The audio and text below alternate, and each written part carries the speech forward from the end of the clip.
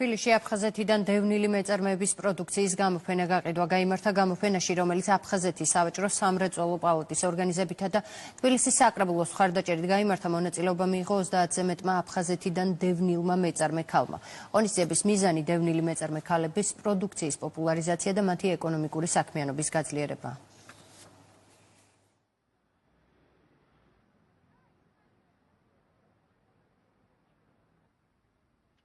დროებით დევნილ მეწარმე ქალბატონებს შესაძლებლობა ჰქონდათ თავიანთი პროდუქცია წარმოედგინათ საზოგადოებისათვის.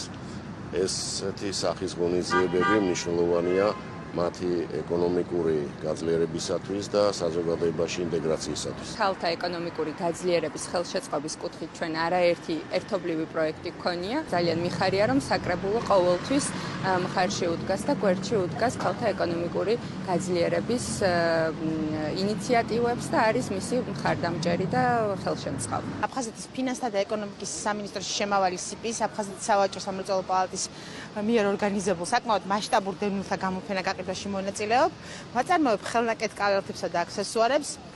ჩვენთვის დევნილი მეწარმეებისთვის მსგავს აქტივობას ძალიან დიდი მნიშვნელობა აქვს, იმიტომ რომ სწორედ ასეთ გამოფენა გაყიდვებზე ვახორციელებთ ჩვენი პროდუქციის რეალიზებას.